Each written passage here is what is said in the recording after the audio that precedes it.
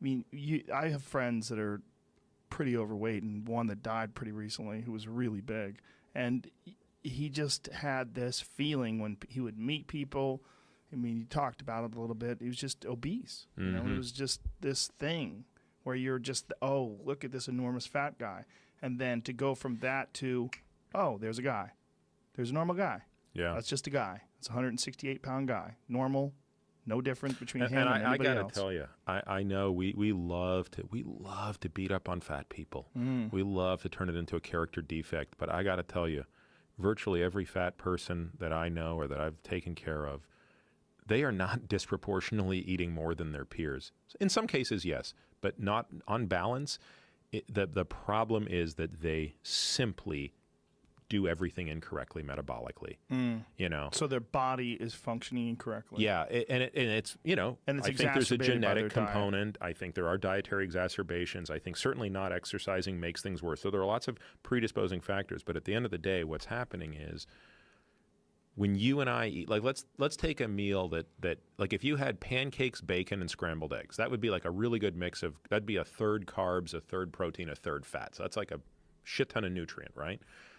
If you or I ate that, yeah, it probably wouldn't be that good for us. But like let's say we just finished a workout or something, like we're going to partition such that that glycogen will first and foremost go to replace the muscle and liver stores of glycogen. Because we have bigger muscles and our muscles are more insulin sensitive, we can actually disproportionately put more glycogen into our muscles, into the leg muscles, because you'll have done that run up the hills, right? And then furthermore, when we want to recruit energy again, we'll have the ability to actually go back and get fat, in other words, break down fat at lower ATP demands than necessarily always going to glycogen. So in other words, we partition fuel in a smarter way. And these patients, I mean, you can measure this clinically using something called RER and of course doing other blood tests. Like they can't break down their own fat. So their body is essentially broken in that regard, and that can be fixed with diet. It's a hard problem because the way I explain it to people is, and clinically I'm not interested in weight loss, right? I mean, that's just not, I'm much more interested in longevity. And yes, sometimes weight loss comes with that, but if I ever get stuck doing, weight loss, like I'm doing the wrong thing for my interest. But the way I say to people when they want to lose weight is, look, you don't want to lose weight, you want to lose fat. Let's be very clear on our semantics. Weight is irrelevant, right? Unless you're a cyclist or some athlete for whom the actual scale means something. But for people like us, it's you want to lose fat, not weight. And then when you say you want to lose fat, what does that mean in English?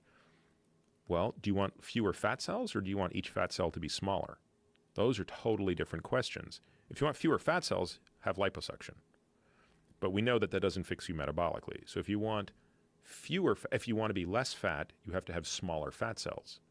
Now, a fat cell conceptually has two inputs and one output. So now I say, let's reframe the question. You got a room with 100 people in it. You want fewer people in the room. What has to happen? More people have to leave the room than enter the room. So similarly, if you have a fat cell and you want it to be less fat, you got to get more fat out of it than enters it. And the fat that exits the cell exits via a process called lipolysis. And the inputs to a fat cell are something called de novo lipogenesis, which is turning carbohydrates into fat, and reesterification, which is turning fat, like in a free fatty acid, into a triglyceride back into a fat cell. Each of those three doors is controlled by hormones. And so the purpose of nutrition or fasting or exercise or drugs or hormones or all these things is to manipulate those hormones in the direction of what I call negative fat flux, or what would be referred to in the literature as fat balance, negative fat balance. And the hormones that drive that are many. Insulin, hormone-sensitive lipase, testosterone, estrogen, cortisol being the five most important in my opinion. Maybe someone will disagree with that, but I think those are the five that rule the roost. And so, how do you manipulate those? Well, insulin seems to be the most important of the five, and there's no better way to lower insulin than to not eat. So the first thing that happened to that dude who went 382 days without anything but water and minerals is he basically had very low insulin levels.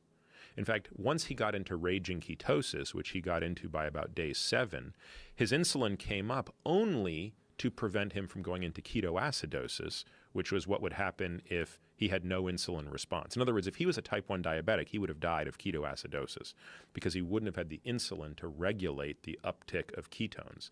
But if you or I did this, because we have a normal pancreas, we would actually make just enough insulin to suppress ketogenesis and keep that beta hydroxybutyrate level in the, kind of in the neighborhood of probably 7 or 8 millimolar, as opposed to getting north of 12 to 15, which is when you get into trouble.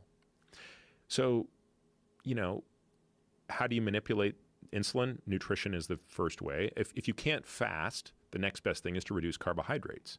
Carbohydrates obviously are the most insulinogenic of food, although protein can be quite insulinogenic as well. It has a different response.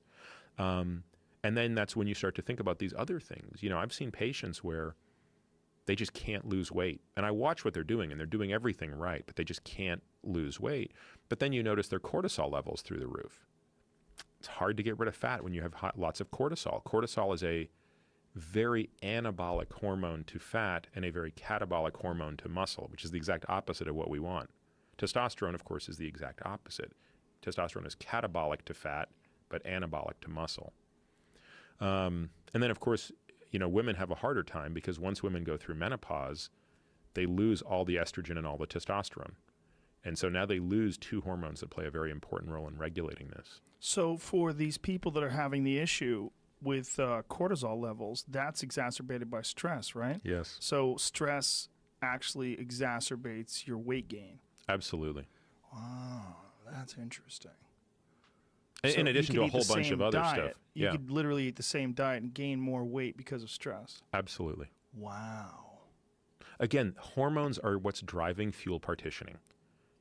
You're responsible for what you put in your mouth, but in many ways at that point, like the hormones take over and decide where it's going.